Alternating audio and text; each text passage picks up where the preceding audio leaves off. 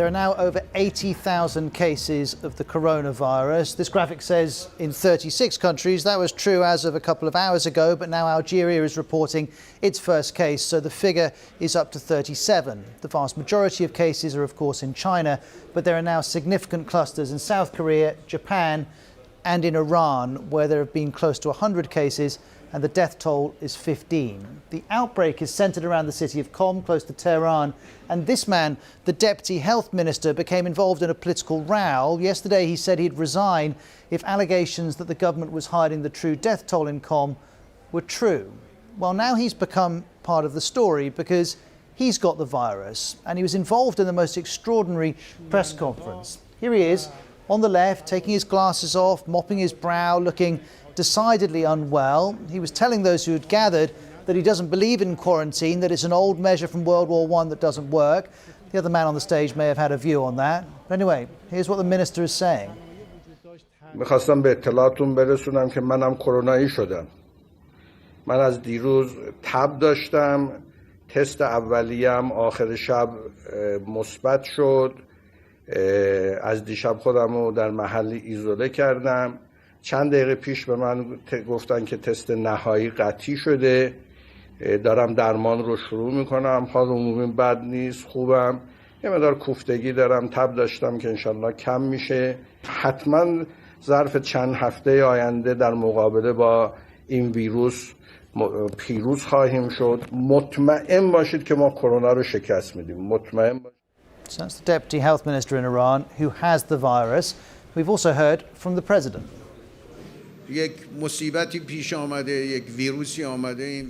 A disaster has happened in Iran, a virus spreading in Iran and has involved 40 countries in the world.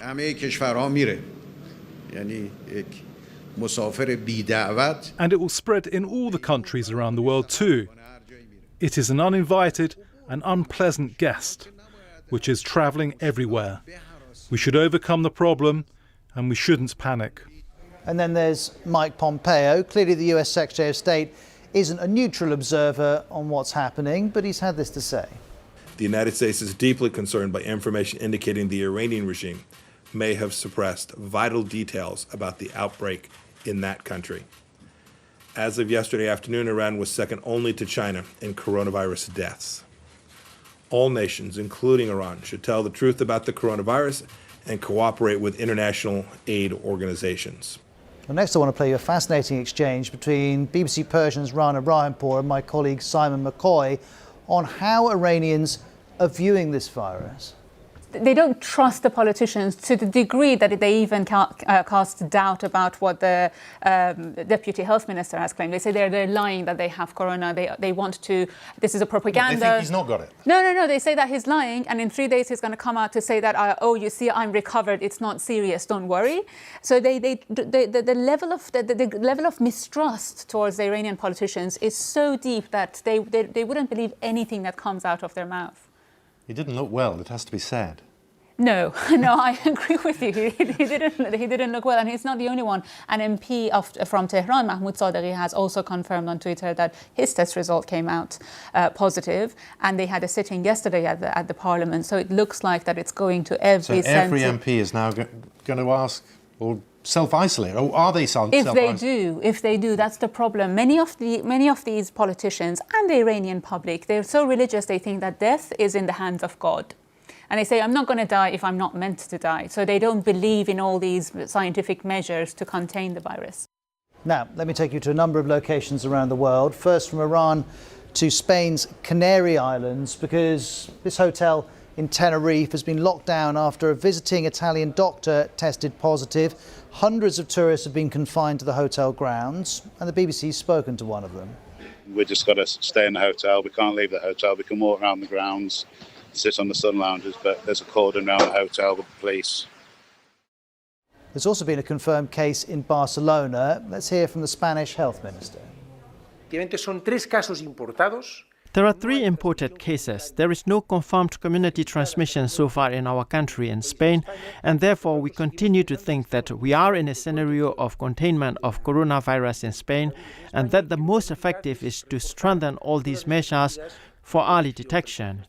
In Barcelona on the Spanish coast. Next we shift to the Alps and the Austrian city of Innsbruck in the east of Austria, because this hotel has been locked down. You can see police streaming into the building. People have been blocked in and no one is going in or out. That's because an Italian receptionist working there has the virus. And indeed, Italy is right at the centre of this story. 11 people have now died there from the coronavirus. There have been more than 300 other confirmed cases. That's the largest number of people infected in any European country. And the outbreak is centred around 2 northern regions. Several towns within them are locked down. Bethany Bells in Milan. New cases of the virus have been reported in Sicily, in Tuscany and in Liguria, but the hotspot remains these cluster of towns in northern Italy, places that have been quarantined as the authorities are seeking to try and contain the virus. Now, the government has appealed for calm. It's asking people not to panic, but it is facing questions as to whether hospitals in these regions handled the cases in the correct way. Here in Milan, there's been an impact on tourism. One of the city's main tourist attractions, the Duomo, the cathedral behind me, has been closed to visitors and no services are taking place. And today is Mardi Gras, is Shrove Tuesday, what should be the climax of the Venice Carnival. But those celebrations there have also been cancelled because of fears of the virus. Italian sports being affected. Here's BBC Sport covering it on its website. 5 Serie A matches are going to be played behind closed doors. The Six Nations rugby tournament's also under pressure.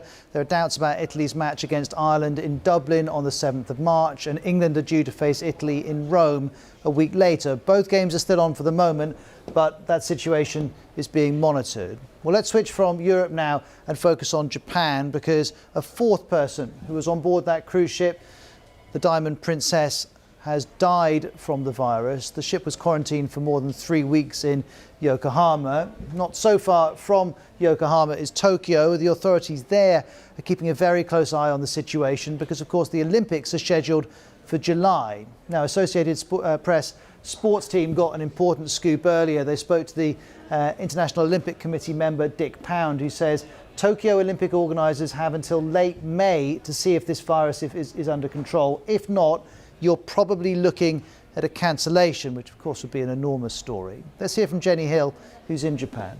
The authorities here are growing increasingly concerned about a rising number of cases. Until now, the picture in Japan has largely focused on the cruise ship, the Diamond Princess, which is still moored, incidentally, just down the coast in the port of Yokohama, although the vast majority of passengers have now disembarked after well over 2 weeks in quarantine.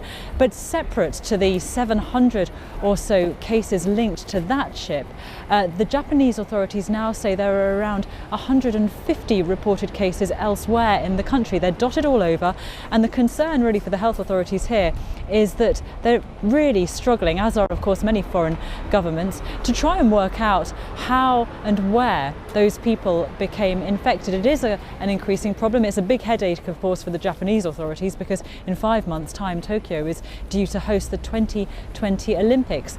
At the moment, the health ministry here has said that it's too early to start talking about cancellations, but they are concerned and they are now saying that the next couple of weeks will be crucial as to whether the outbreak here can be contained. And of course they're looking over the water at South Korea.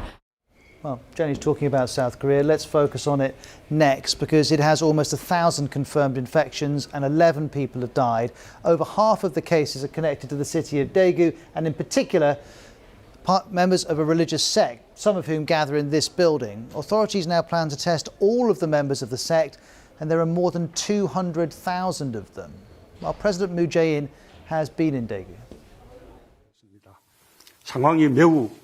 The situation is very grave, and therefore the declaration of a special disaster zone is not enough. What's important is time and speed. There must be a clear turning point witnessed this week in the upward trend in the number of infections. And Laura Bicker is also in Daegu. I've been here for 3 to 4 days now, and all I've heard is staff trying to reassure me that they're trying to get this outbreak under control. But today is the first day where I've heard medics kind of look at me and go, we're not sure we can do that. The reason is because this is becoming far more widespread. And while the coronavirus outbreak is certainly a global story now, China, of course, remains at the very centre of it. The vast majority of cases are there, and these are pictures that have come in from Beijing today. You can see very, very quiet on the streets, very, very quiet on public transport. Here's the World Health Organization with its assessment of the situation in China. We don't know what's going to happen next in China. We've got it right down like this. We think we can manage, and there will not be another Wuhan. We know how to manage this disease now in all the parts of the country. If it went to zero and disappeared, that'd be great, but that's not what they're planning for. What they're planning for is this could remain for some time, maybe some time until there's a vaccine, so we will have the capacities to be able to manage it and run society and the economy and everything else the way we need to, and not lock people down to try and manage this. Now, there are also reports that Chinese and American scientists have developed different vaccines for the coronavirus and now want to test them. We need to be cautious here. Without full clinical trials, we can't be sure how effective or safe these vaccines would be. Let's get the response of the BBC's global health correspondent, Tulip Mzumba. So there are a couple of dozen companies all around the world racing to find a vaccine for this new coronavirus. There are, for example, a number in the US, there are a couple here, also in Australia. All of those at the moment, the most advanced, are in animal trials, so that is still quite early days. This is still record timing, really. This was a virus that was only discovered, first identified, I should say, in January. Within a few hours of it being identified for the first time, China put the genetic sequence, the genetic code of this virus out for researchers to look at, and then they immediately started trying to come up with a vaccine. So this has happened in record time. There are a number of hurdles they have to cross before this can be used much more widely.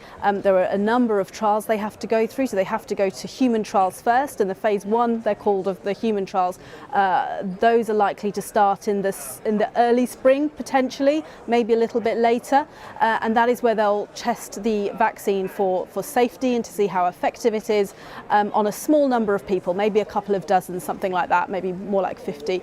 And then they will go into larger human trials. If they are a success, they will go into larger human trials. The ideal conditions in which to test a vaccine is in the middle of an outbreak, where there are lots of people who can be given the vaccine, and researchers can look at how effective it is. So the race really is on. It's unlikely that a vaccine for this outbreak will be ready before the end of the year, maybe early next year. We are still some time off, but researchers have said this is a virus which is unlikely to go away anytime soon, even if it really comes right down in terms of the number of cases towards the end of the year, or potentially later this year when it warms up a little bit, and perhaps it might be easier for this for us to contain this virus. Even though it might not be ready for this outbreak, this virus is likely to return, and it will be ready for future outbreaks, or at least that is the hope. Now, as you'll know if you're a regular viewer, every day we pull together all of the most important information on the coronavirus, however long it takes, and we then put those reports together as one clip onto the BBC News YouTube page. So if you ever missed the programme and want a full roundup of where we've got to with this story, you'll find it on the BBC News YouTube channel, and if you want to watch back, you can see previous clips that we've posted over the last few days.